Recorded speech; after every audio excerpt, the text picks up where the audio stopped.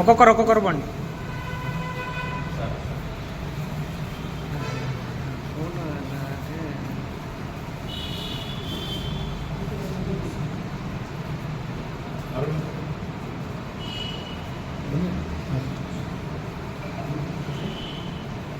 जोहार बाबा साहेब अंबेडकर की जोहार जोहार।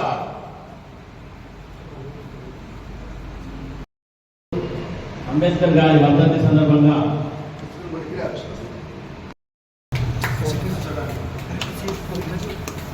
సపోర్ట్ కొట్టాలి గట్టిగా।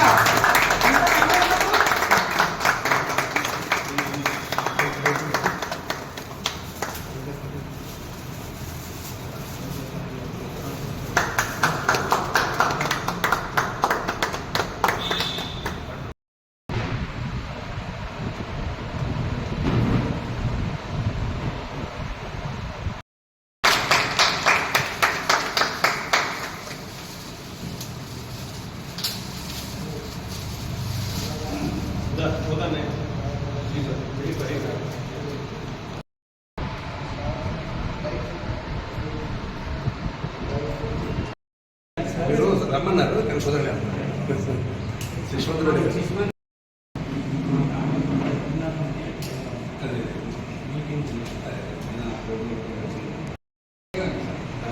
పెళ్ళూర అయ్యప్ప మధ్యాహ్నం 12 గంటలకి 71 రోజులుగా జమ్మూ కాశ్మీర్ నుంచి పాదయాత్ర చేస్తూ వస్తున్నారు. ప్రపంచంలోనే సుమారుగా 140 కోట్ల జనాభా కలిగినటువంటి భారతీయులందరికీ కూడా ఈ సమాజంలో అందరం కలిసి ఉండాలన్నటువంటి ఒక సంకల్పంతో బాబాసాహెబ్ డాక్టర్ బిఆర్ అంబేద్కర్ యొక్క నేతృత్వంలో సుమారు 290 మంది రాజ్యాంగ సభ్యులందరూ ఆమోదించినటువంటి భారత రాజ్యాంగం యొక్క దేశంలో పెద్ద చర్చ ఇవాళ జరుగుతుంది. దేశంలో ఈరోజు డాక్టర్ బిఆర్ అంబేద్కర్ యొక్క వర్ధంతి దేశమంతా ఒక సమతా దినోత్సవంగా దేశమంతా జరుపుకుంటుంది. ఎందుకంటే డాక్టర్ బిఆర్ అంబేద్కర్ రాజ్యాంగ పీఠికలో పేర్కొన్నటువంటి ఒక ప్రధానమైనటువంటి పదం ఏంటంటే ఫ్రెటర్నిటీ, సౌభ్రాతృత్వం. దాన్ని మనం సరళంగా సోదరభావం అని పిలుస్తుంది. అటువంటి సోదరభావంతో ఈ సమాజంలో ఉండేటువంటి భిన్నమైనటువంటి కులాలు, భాష, ప్రాంత, లింగ భేదం లేకుండా అందరం కలిసి ఉండాలన్నటువంటి సంకల్పమే డాక్టర్ బిఆర్ అంబేద్కర్ యొక్క ఆశయం.